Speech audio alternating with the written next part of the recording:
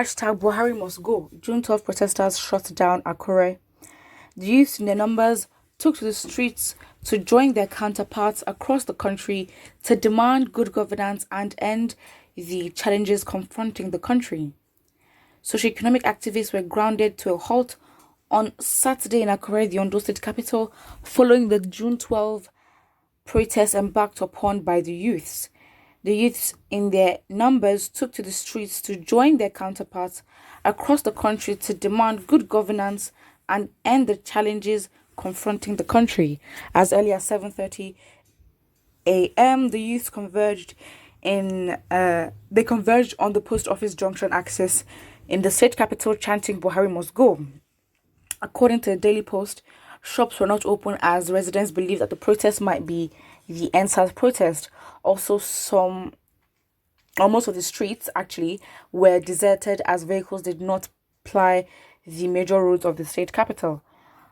Armed with placards of various inscriptions, the youths emphasized that the country's security situation is now at an alarming rate as nobody is safe anymore. Some of the placards read, quote, "Buhari must go" and "No to Grandpa's regime." Moving from junction to junction before terminating the protest at the NEPA roundabout, the protesters lashed at the APC-led government for dashing hopes of Nigerians. According to one of the protesters, Shuaib Nasir, "What are we saying that Buhari should not readdress the situation of this country? We are saying we don't want killings, kidnappings, and banditry anymore. We want to be safe." Shuaib added that the protest was about Nigeria's frustration with the Buhari administration, stressing that the government had failed to secure the people. Buhari is not ready to listen. All we want is that Buhari must go now. Also, one of the protesters, Barrister Tope Temiokun, said that the country had never had it so bad since independence. He urged Nigerians to get set ahead of the 2023 general elections to do the needful. Meanwhile, security operatives were on the ground during the protest to forestall any breakdown of law and order. I mean, it's pretty much self-explanatory. I mean, it's Democracy Day, which is very ironic because Nigerians are protesting as we don't actually follow or behave like we're in a democracy. So yeah, I mean, I think the main thing that I want to touch on here is more how the government is interpreting it as like an overthrow. I don't know if that's the word. As if we want to overthrow the president, but it's like, don't they have a right to be like, we don't want you in office anymore? Because I'm like, if the constitution does not provide, because again, if a country can be as bad as Nigeria currently, and the constitution does not provide that there can be an alternative to reverse what is going on, then I don't know if that is really a democracy, or that constitution is actually for the people, because it's a bit strange.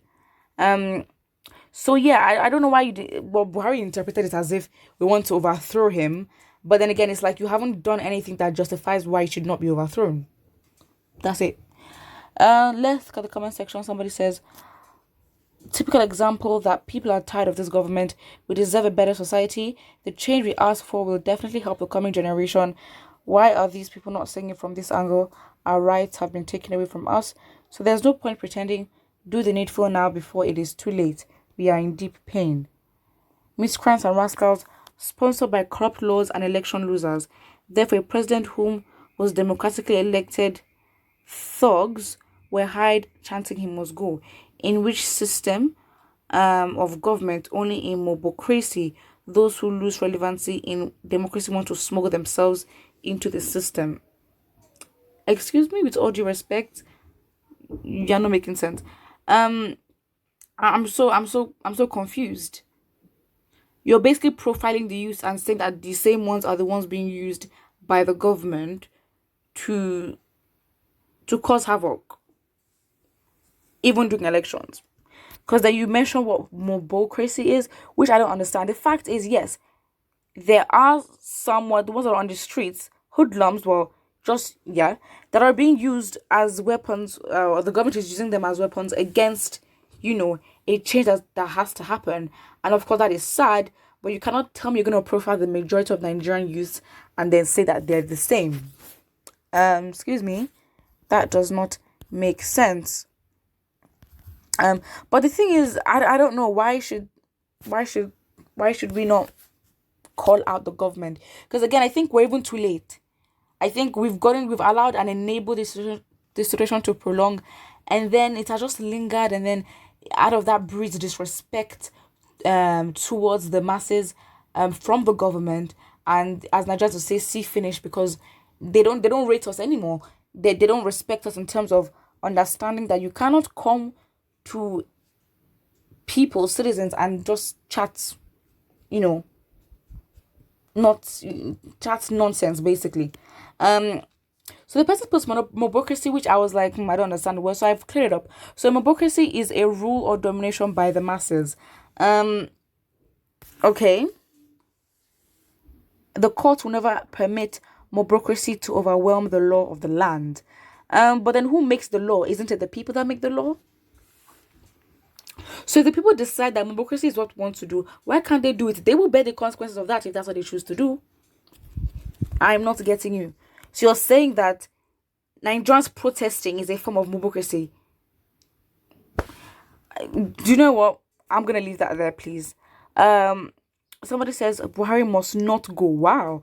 Buhari was voted by over 50 million patriotic Nigerians, but there's actually more than 200 million Nigerians in the country. Why did they not vote?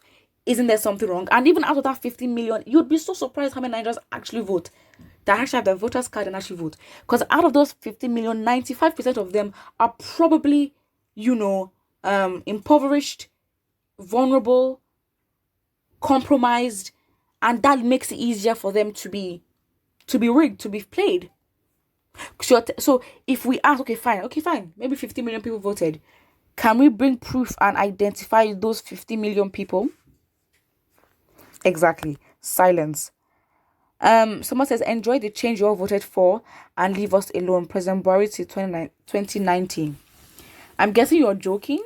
Yeah. Somebody says 2023 is the expected year for President Buhari's term in office to expire. Stop killing and make yourself useless. About Buhari must go. So we should just wait, and as things get worse, maybe you're comfortable, maybe out of the country, maybe you just don't relate. That is it. Put what you think about it in the comment section below, and don't forget to like and subscribe.